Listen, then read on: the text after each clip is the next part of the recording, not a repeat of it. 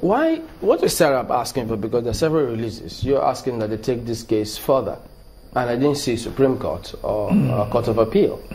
What is SERAP asking? No, we are saying that, you see, the presidency, the executive,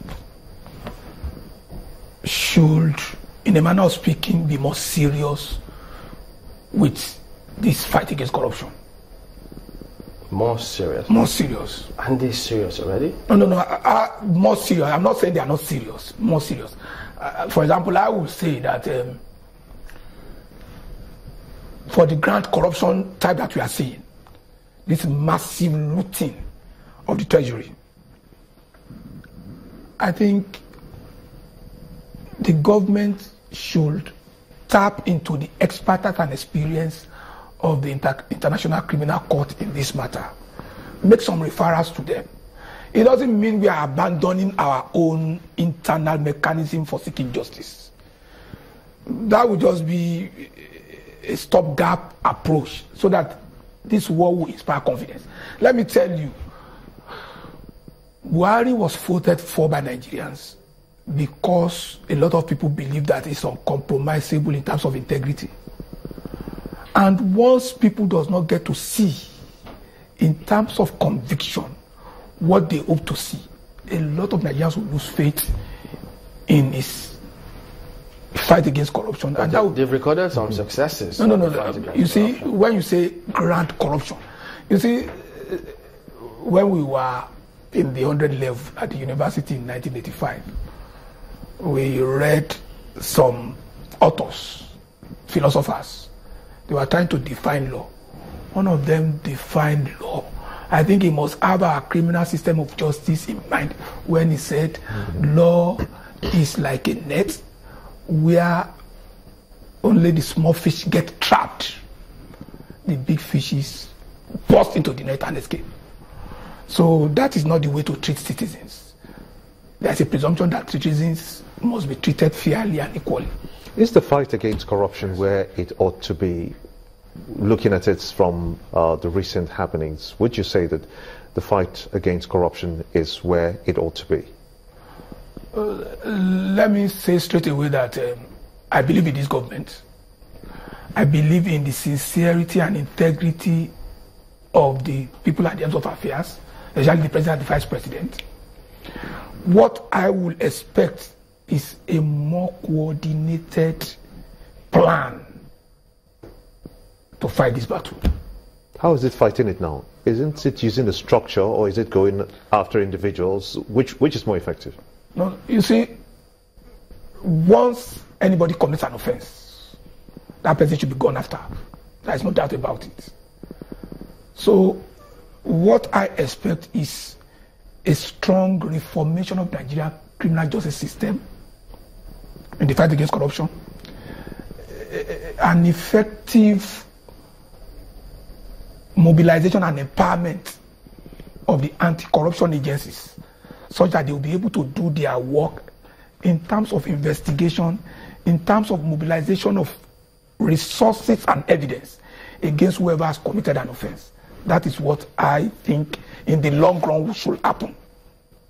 But are you being fair when you say that this grand corruption, because don't forget the presumption of innocence that we still have in our laws, because when those are cases that as they were reported, it doesn't necessarily mean that that is the case, because they've got to be proved beyond this. When I say grand corruption, I mean massive looting of the treasury. Imagine that somebody was given money to purchase arms. People were sent to the battlefield to go and fight more or less with their bare hands. A lot of people were killed, turning women to widows, children to orphans. Is that not endemic enough? But you know better than I do, perhaps, that the law is not about some of these emotions. You have to prove your cases beyond. That's from the premise that I started, that you must prove your case. That the government is not expecting a rubber stamp judiciary. The person sitting as a judge must maintain the balance.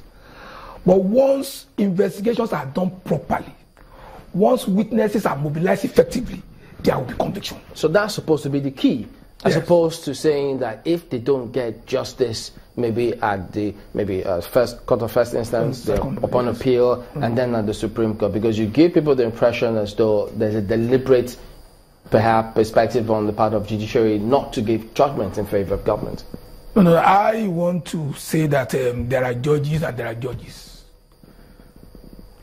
From what we know and from what we hear, we know that there are bad eggs in the judiciary. Justice Kayode Esho of blessed memory said it. I organized a seminar for all the magistrates in Lagos State, and the person who delivered the opening lecture was Justice Kayode Esho.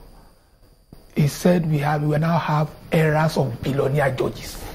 Let me tell you, once you have taken the position to be a judge, you cannot be competing with a private practitioner lawyer in terms of material acquisition. When you take the position of a judge, you have simply said, I want to perform the function of God on earth. So, to me, it's a calling. You won't be talking about material acquisition again. When you talk about that, do you believe that looting of the treasury still persists today? It was, you see, because of where we are coming from, a lot of shady things still happen. But I don't believe that it is as massive as it used to be 2 years after Buhari came in. Well, I don't know how you came to that conclusion. No. Because you see, let me tell you. You don't have access to the treasury, do you?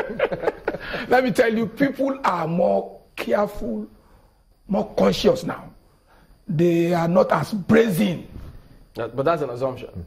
Because those will tell you, when you still get to some civil services in this country, the kind of things you hear, you thought, wait a minute, in spite of all that's going on. But that's my belief and sincere opinion. Okay, let's let you listen to this and get your response to it. Yes.